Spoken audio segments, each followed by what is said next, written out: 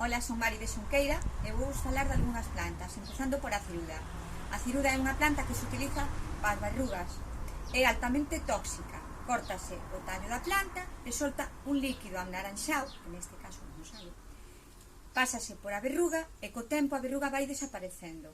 Por desgracia, esta planta tamén desaparece, porque antes encontrábase moi facilmente en calquer sitio e agora xa non hai.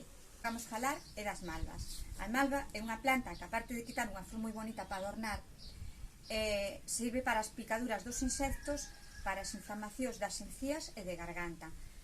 Cócese, fanse gárgaras, aclarase ben a boca e iso fai que a garganta che doa menos.